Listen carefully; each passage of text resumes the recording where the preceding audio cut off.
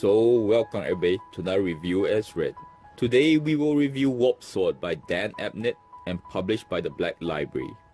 This is the fourth book of the Malus Darkblade series and sees our very much villain slash protagonist on the search for the legendary Warpsword of Khaine, which he must claim as one of the artifacts he needs so he can free his soul from the clutches of the demon that resides now in his body. So we'll review the pros, the cons, and then a conclusion. So let's get into it. Now the first and to me the most valuable part of this book is in the Dark Elf lore.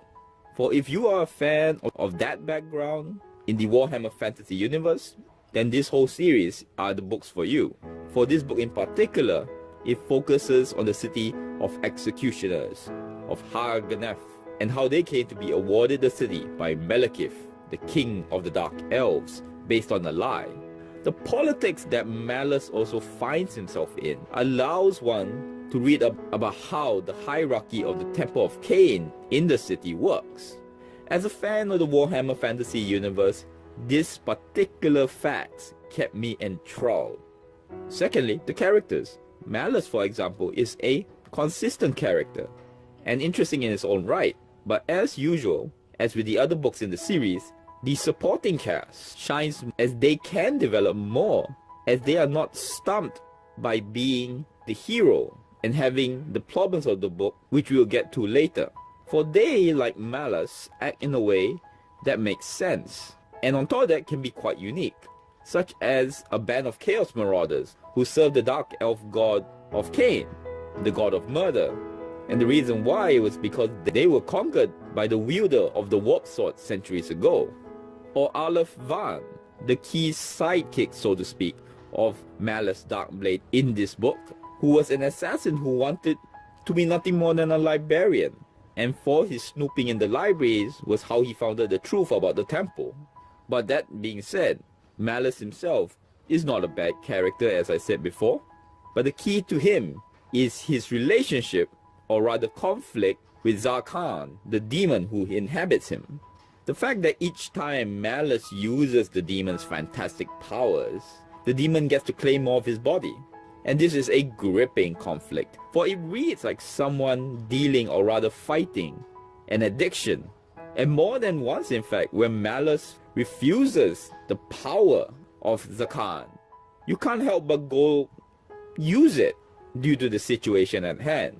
And when finally he does use it, when he is crucified, it is glorious. Now, for the cons of the book is one major thing, and that is Deus Ex Machina, or miracle moments. These are not minor too, and to top it all, it happens all too often. The most egregious of which is when Malus is seriously stabbed in the chest by Urial, his half-brother, and manages to not only get away, but lead a fighting retreat without the demon's power to help him. This unique protagonist immortality thus also makes the very detailed individual fight descriptions pointless, as Malus, is never going to die, for no other reason than because he is needed to forward the story. Which is why, like I said before, his character cannot develop as well as the side characters. Thankfully though, the story which links to the lore of the Dark Elves far outweighs these parts. In conclusion, I am amazed as all the books in the series have kept me wanting to pick up the book to read, even with the consistent problem of Deus Ex Machina, which usually for me kills a book. I enjoyed my read of the book, and I can definitely recommend it.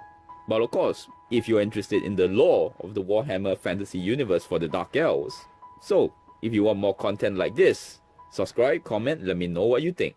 Thank you very much. Till next word.